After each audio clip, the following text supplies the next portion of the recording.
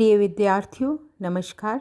मैं डॉक्टर रोज़ी शाह आज आपको श्रम विभाजन के असामान्य स्वरूपों और दुर्खीम के उद्विकासीय सिद्धांत के बारे में बताऊंगी। श्रम विभाजन के असामान्य स्वरूप। दुर्खीम ने अपने सुप्रसिद्ध ग्रंथ the division of labour in society के तृतीय एवं अंतिम खंड में श्रम विभाजन के कुछ असामान्य स्वरूपों की विवेचना प्रस्तुत की है। आपका मत है कि जहाँ श्रम विभाजन के अनेक संगठनात्मक परिणाम हैं, वहाँ कुछ व्याधिकीय परिणाम भी हैं। कहने का अर्थ है कि दुर्खीम का मानना है कि सामाजिक तथ्यों की भांति श्रम विभाजन भी कुछ व्याधिकीय परिणामों से प्रकट होता है। दुर्खीम ने बताया है कि श्रम विभाजन का प्रकार्य समाज में सावयवी एकता को उत्पन्न करना है, लेकिन जिन स्थितियों में श्रम विभाजन अपने कार्य को पूर्ण नहीं कर पाता, अर्थात श्रम विभाजन के जो स्वरूप समाज में एकता स्थापित नहीं करते, उन्हें दुर्खीम ने श्रम विभाजन के असामान्य स्वरूप कहा है।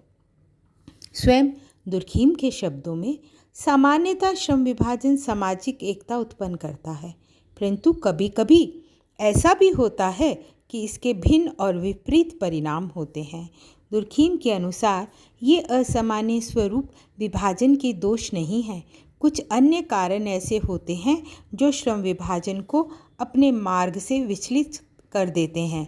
इन व्याधिकीय एवं और सामान्य स्वरूपों की व्याख्या करना अत्यंत आवश्यक एवं महत्वपूर्ण है, क्योंकि इनके अध्ययन से श्रम विभाजन के सामान्य स्वरूपों का भी स्पष्ट ज्ञान हो जाता है और सामाजिक एकता के लिए आवश्यक दशाओं को समझने में भी इनसे सहायता प्राप्त होती है। जिस प्रकार शारीरिक जीवन के लिए पैथोलॉजी का ज्ञान आवश्यक है, उसी प्रकार सामाजिक जीवन की रक्षा के उद्देश्य से व्याधिकीय तथ्यों का ज्ञान उपयोगी है।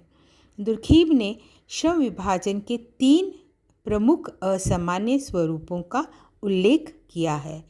अब इन तीनों असामान्य स्वरूपों को मैं आपको एक एक करके समझाऊंगी। सबसे पहले मैं ले रही हूँ आदर्शहीन श्रम विभाजन।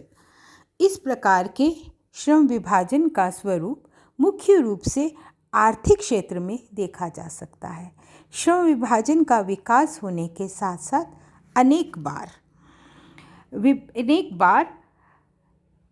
विभिन्न सामाजिक कार्यों में परस्पर आपस में तालमेल या समन्वय नहीं हो पाता है। वे एक दूसरे के साथ सहयोग करने के स्थान पर एक दूसरे के विकास में बाधा उत्पन्न करने लगते हैं, रुकावट डालने लगते हैं। ये श्रम विभाजन की सामान्य दशा नहीं है, क्योंकि इस श्रम विभाजन का यदि हम आदर्श देखें तो वह है सहयोग उत्पन्न करना, परंतु विभिन्न प्रकारों में जब अव्यवस्था उत्पन्न करता है श्रम विभाजन, तो वह आदर्शहीन श्रम विभाजन है। इसी प्रकार दुर्खीम के अनुसार पूंजी और श्रम का संघर्ष भी श्रम विभाजन का आदर्शहीन स्वरूप है। आदर्शहीन श्रम विभाजन का दूसरा प्रमुख स्वरूप दुर्खीम ने वैज्ञानिक क्षेत्र में बताया है। विज्ञानों के विभाजन से वैज्ञानिक एकता समाप्त हो जाती है। दुर्खीम ने आदर्शहीन श्रम विभाजन की विवेचना आर्थिक क्षेत्र एवं वैज्ञानिक क्षेत्र दोनों में अपनी पुस्तक में बहुत विस्तार से की है। आर्थिक क्षेत्र में जब उत्पादन के संगठनों, औद्योगिक केंद्रों, कारखानों आदि में श्रम विभाजन होता है, तो उससे विशेषीकरण आता है, जो उत्पादन में लगे मालिक और मजदूरों में संघर्ष पैदा कर देता है और उनमें परस्पर व्यापारिक तथा अन्य झगड़े होते हैं। इस प्रकार श्रम विभाजन आर्थिक क्षेत्रों तथा विभिन्न सामाजिक इकाइयों में तनाव, संघर्ष, असंतुलन पैदा करता है। जब ये तनाव संघर्ष पैदा होता है तो लाभ के स्थान पर हानि होने लगती है। सामाजिक सावयवी एकता पर आघात लगता है। सहयोग का स्थान क्या ले लेंगे? पारस्परिक संघर्ष, हड़ताल, तालाबंदी ले लेती है। दुर्खीम ने आर्थिक क्षेत्र में इसे आदर्शहीन श्रम विभाजन कहा है। वैज्ञानिक क्षेत्र में आदर्शहीन श्रम विभाजन के बारे में दुर्खीम लिखते हैं कि पहले सभी विज्ञान परस्पर संबंधित थे, अलग अलग नहीं थे, परंतु जब विज्ञानों में श्रम विभाजन के फलस्वरूप बहुत अधिक विशेषीकरण आ गया, एक वैज्ञानिक अब केवल एक विज्ञान अथवा उसकी भी एक शाखा मात्र से जुड़ा हुआ है। इसने विज्ञानों में आपस में परस्पर दूरियां बढ़ा दी हैं। सावयवी एकता स्थापित नहीं होने के कारण विभिन्न विज्ञानों के संबंध टूट गए हैं।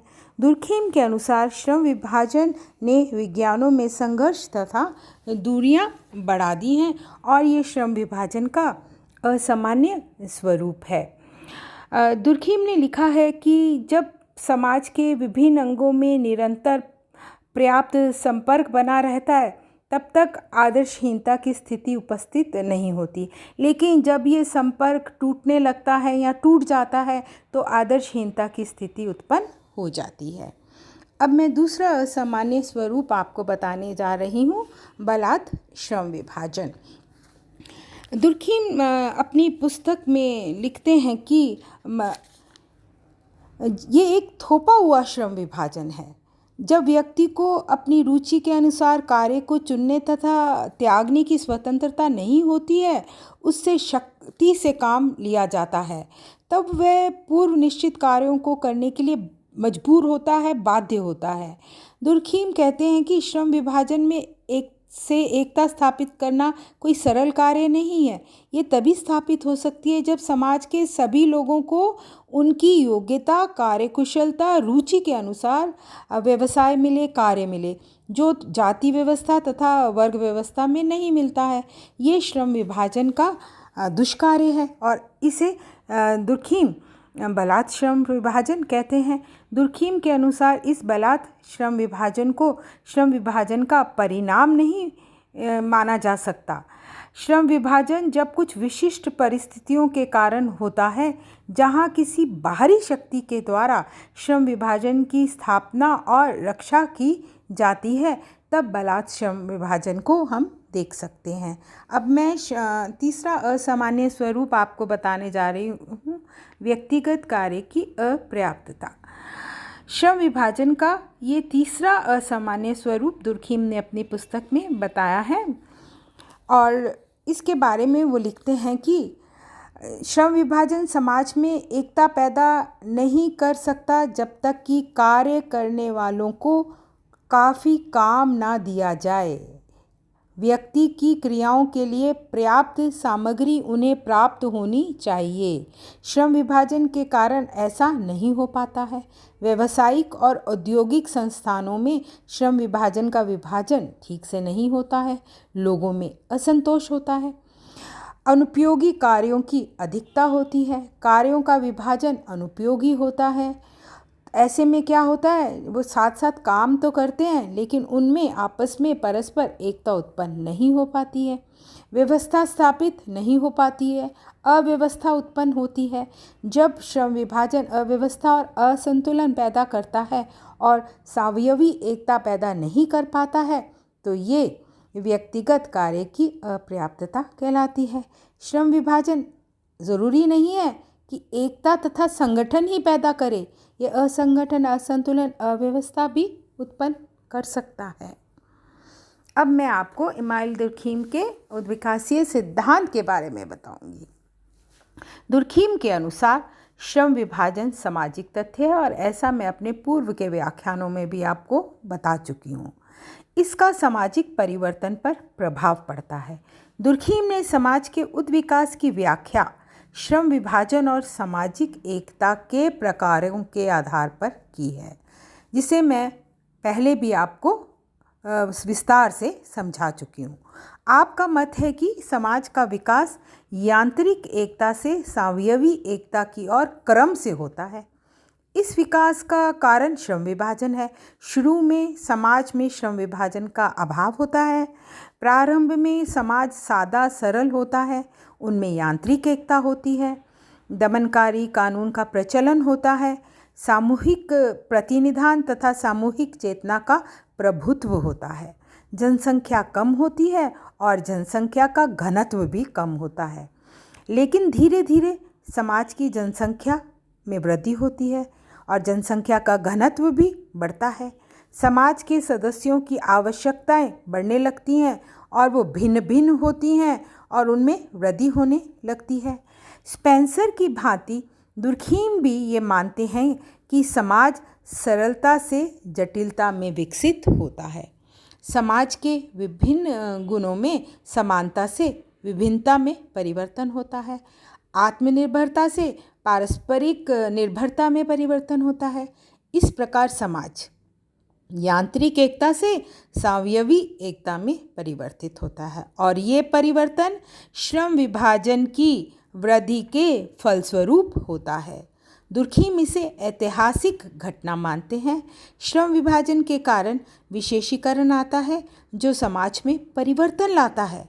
समाज की विभिन्न इकाइयों में श्रम विभाजन के कारण पारस्परिक निर्भरता बढ़ती है जो समाज को सावयवी एकता वाले समाज में विकसित और परिवर्तित कर देती है और यही दुर्खीम का सामाजिक परिवर्तन का उद्विकासीय सिद्धांत है। धन्यवाद।